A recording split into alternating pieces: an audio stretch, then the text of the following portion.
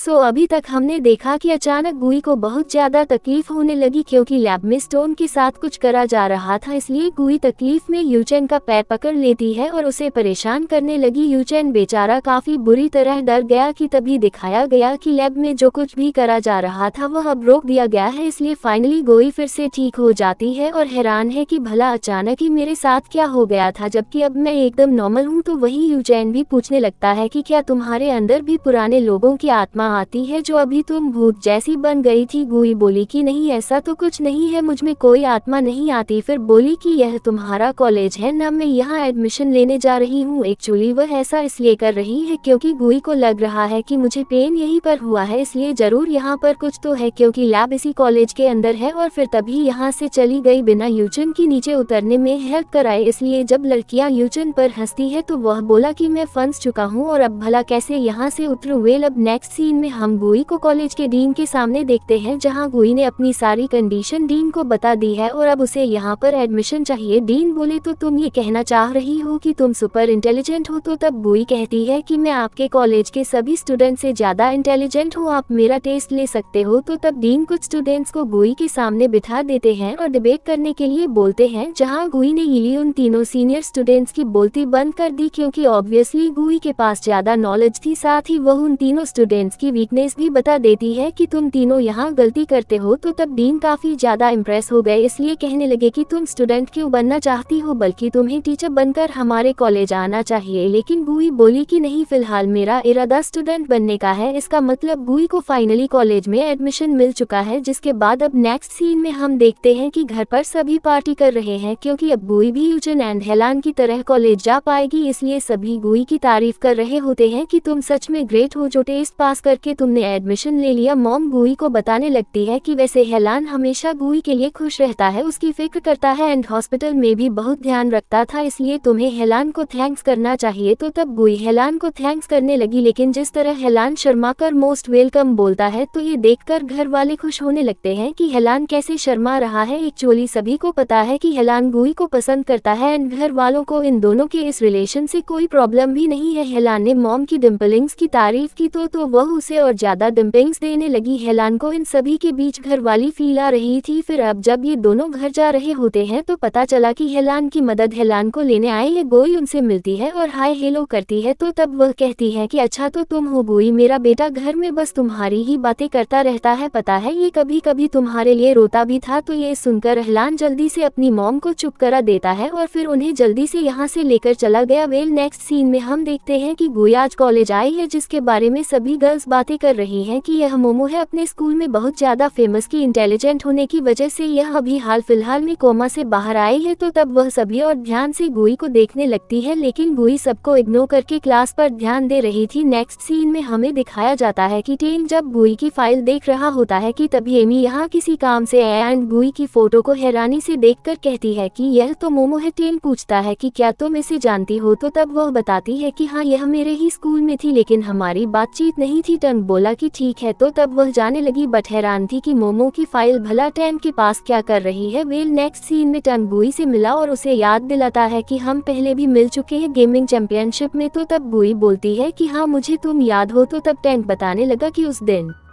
के बाद से मैं तुम्हारा फैन बन गया था, यानी तुम वाकई में कमाल थी। मैं तुम्हारा सीनियर हूँ, इसलिए तुम्हें कोई भी हेल्प चाहिए हो तो तुम मुझसे पूछ सकती हो। और फिर तभी यहाँ से चला गया। गुई अब कॉलेज में राउंड लगा रही होती है कि तभी काफी सारे स्टूडेंट्स उसे पकड़ लेते हैं कि प्लीज तुम हमारे क्लब को जॉइन कर लो। तो तभी कोई कह रहा था कि नहीं, तुम प्लीज हमारे क्लब को जॉइन कर लो क्योंकि हमने सुना है कि तुम ग्रेट हो। गुई पूछती है कि पर तुम्हें ये सब किसने बताया? तो तब वो सभी बताने लगते हैं कि यूचेन ने वही सभी को तुम्हारे बारे में बता रहा है। तो ये सुन गुई को गुस्सा आने लगा कि यह यूचेन का बच्चा की तभी अचानक गुई को फिर से दर्द स्टार्ट होने लगता है जिसे वह बर्दाश्त नहीं कर पा रही है। इसलिए पहले इन सभी लोगों के पास से यहाँ से चली जाती है एंड साइड में आकर परेशान होने लगी। एक्चुअली स्टोन के सैंपल्स लिए जा रहे हैं, इसलिए गुई की ऐसी हालत हो रही है और जब सैंपल ले लिया गया तो वापस से वह नॉर्मल हो गई, यानी उसका दर्द गायब हो जाता है। इसलिए बोलती है कि मुझे जल्द से जल्द इस दर्द के पीछे का रीजन पता करना ही होगा। वेल अब कैंटीन सीन दिखाया जाता है जहां गर्ल्स हैरान है कि आखिर मोमो के साथ ये हैंडसम लड़का कौन है, क्या यह मोमो का बॉयफ्रेंड है। तो तब दूसरी लड़की बताती है कि नहीं, यह मोमो का बड़ा भाई है, देखो कैसे अपनी बहन का ध्यान रख रहा है। तो वहीं यूचन गुई को बार बार खाने के लिए दे रहा होता है। गुई बोली कि मैं फैटी एनिमल नहीं जो तुम इतना सब दे रहे हो। तो तब यूचन कहता है कि नहीं, देखो तो कोमा में रहने की वजह से तुम कितनी पतली हो चुकी हो, इसलिए तुम्हें ये सब खाना ही होगा क्योंकि मुझको तुम्हारी फिक्र है। तो तब गुई चिढ़ने लगी। दूसरी तरफ हेलान दिखाया गया जिसको कॉलेज की सभी गर्ल्स बस देखती ही रह जाती हैं कि यह कितना ज्यादा हैंडसम है, हमने सुना है कि यह मेडिकल स्टूडेंट है। और फिर तभी हेलान गुई के पास आकर बैठ गया जिसको देखकर गुई खुश होने लगी। तो तब कॉलेज गर्ल्स और ज्यादा चिढ़ गई कि एक और हैंडसम लड़का वहां आकर बैठ चुका है, आखिर इस लड़की में ऐसा क्या खास है। तो वही यूचन कहता है कि हेलान मैं तुम्हें थैंक्स करूं या फिर कुछ और, क्योंकि तुम्हारे आने की वजह से मेरी बहन कॉलेज में गर्ल्स की एनिमी बन चुकी है। तो तब हेलान कहता है कि कोई नहीं, क्योंकि मैं तो रोज यहाँ आने वाला हूँ मोमो का ध्यान रखने के लिए। तो तब गुई बोलती है कि भला क्यों, मतलब मैं तो अब एकदम ठीक हूँ। कि तभी सीन कट हुआ और अब हमें लायरा को दिखाया गया जो कि मेड बनी हुई है। फिर प्रोफेसर से सिक्योरिटी गार्ड के बारे में पूछती है जो उस दिन मर गया था, ये कहते हुए कि क्या आपने उस गार्ड को देखा है, उसकी फैमिली उसे मिस कर रही है। तो तब वो बताते हैं कि नहीं, पता नहीं, आजकल वह दिख नहीं रहा है। तो तब लायरा उन्हें थैंक्स करती है और फिर यहाँ से चली गई एंड बाहर आकर अपनी टीम को बताने लगी कि पक्का कुछ तो गड़बड़ है, क्योंकि जिस रात उस अजीब रेंज के सिग्नल हमें यहाँ से मिले थे उसी रात से एक सिक्योरिटी गार्ड भी गायब है, इसलिए हमें पता करना ही होगा कि आखिर यहाँ चल क्या रहा है। वेल अब हम देखते हैं कि हेलान वही के साथ बैठा है और बताता है कि जब तुम कोमा में चली गई थी तो मैं तुम्हारे लिए बहुत ही ज्यादा परेशान था, इसलिए मैंने डिसाइड कर लिया था कि अब तुम जब भी कभी उठोगी तो मैं ज्यादा से ज्यादा टाइम तुम्हारे साथ स्पेंड करूंगा। गुई कुछ नहीं बोलती। फिर थोड़ी बहुत देर के बाद हेलान गुई और यूचन को बाय करके इनके कॉलेज से चला जाता है। तो तब यूचन कहता है कि वैसे 3 साल कोमा में रहने के बाद अब तुम बड़ी हो चुकी हो, इसलिए तुम हेलान को डेट कर सकती हो। गुई कहती है कि तुम ये कैसी बात कर रहे हो, तुम्हें पता है ना कि मैं कोई और हूँ और एक दिन मुझे यहाँ से चले जाना है। तो तब यूचन कहता है कि हाँ तो क्या हुआ, कितना अच्छा होगा ना कि तुम अच्छी मेमोरीज बनाकर यहाँ से जाओ ताकि तुम्हें हम लोग हमेशा याद रहे। तो तब गुई कहती है कि नहीं, मुझे अभी और भी कई सारे काम करने हैं, मेरे पास इन सब चीजों के लिए टाइम नहीं, और वैसे भी हेलान सिर्फ मेरा दोस्त है। और फिर तभी यहाँ से चली जाती है। जिसके बाद अब नेक्स्ट सीन में हम डेंथरस को देखते हैं जो कि अपने कैफे के पेपर सभी लोगों में बांट रहा है, और जब उसे गुई दिखी तो वो उसको भी जबरदस्ती पेपर देने लगा, एक तरह से गुई से बात करने की कोशिश कर रहा था। फिर जब उसकी बॉडी शाइन होने लगती है तो गुई समझ जाती है कि